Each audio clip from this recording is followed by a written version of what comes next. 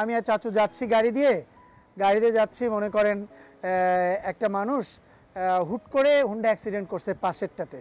তো উনি যেতে পারলো না, উনি সঙ্গে সঙ্গে আরেকজন লোককে টাকা 50,000 টাকার বান্ডিল দিয়ে পাঠিয়ে দিল, যাও ওনাকে দ্রুত হসপিটালে নিয়ে যাও।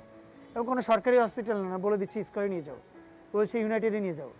হ্যাঁ, এরপরে মনে করেন হুট করে তার সঙ্গে তো দেখা করাটা টাফ সাধারণ মানুষের জন্য। হুট করে কোথাও জানলো যে তার বাড়ি পুড়ে গেছে, পুড়ে যেতে পারে না, কাউকে জানলো বাড়ি পুড়ে গেছে, সাথে সাথে সে কে কি দিল, কি করলো না করলো, সত্য কি মিথ্যা, উনি এটা জানার চেষ্টা করবে না। উনি সঙ্গে সঙ্গে তাকে টাকা দিয়ে দ্রুত বাড়িটা রেডি করে ই করবেন। ওয়ালটন এখন দেশের সীমানা পেরিয়ে পৌঁছে গিয়েছে 50টিরও বেশি দেশে। ওয়ালটন, ঘরে ঘরে বিশ্বজুড়ে।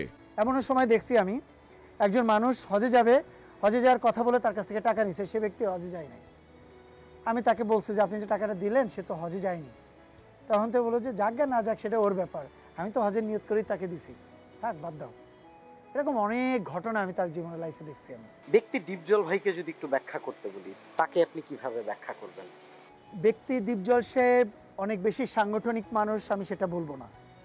সে অনেক বেশি আবেগী একজন মানুষ, অনেক বেশি ভালোবাসার একজন মানুষ, এবং অনেক বেশি সৎ এবং ভালো মানুষ, এবং অনেক বেশি পরোপকারী। তার আসলে বিশ্লেষণ দেওয়ার মতো ক্ষমতা আমার নাই, যেহেতু ওনাকে আমি বাবা ডাকি, উনি আমাকে ফিল্মে নিয়ে আসছে, সেহেতু আমি যতটুকু আজকে 12 বছর ওনাকে দেখলাম কাছ থেকে, ততটুকু আমার কাছে মনে হয়েছে যে মানুষ হিসাবে শ্রেষ্ঠ একজন মানুষ উনি।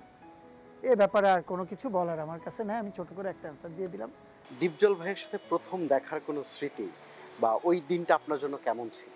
আমাকে যখন চাচু প্রথমবার আমাকে ডাকলো ওনার কাছে যে তুই আমার সঙ্গে একটু দেখা কর।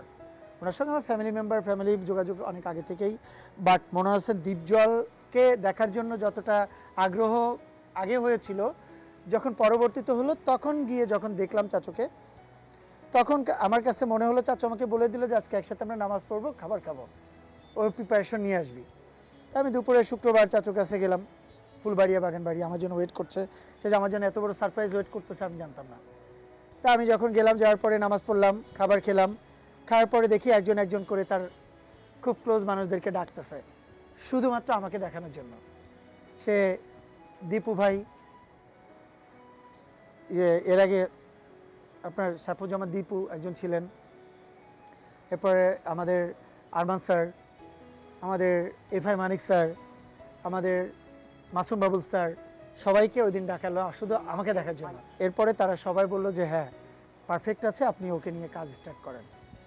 এই চাচু আমাকে ব্লক করে দিল, পরের দিনই আমি ব্যাগেজ নিয়ে চলে গেলাম।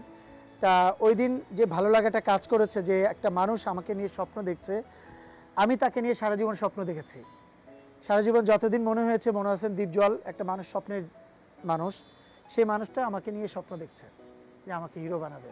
সো আমি সেটাকে সম্মান করেছি, আমি চেষ্টা করেছি যে কতটুকু তার সঙ্গে বা তার মতের মতো করে কাজ করা যেতে পারে আর কি।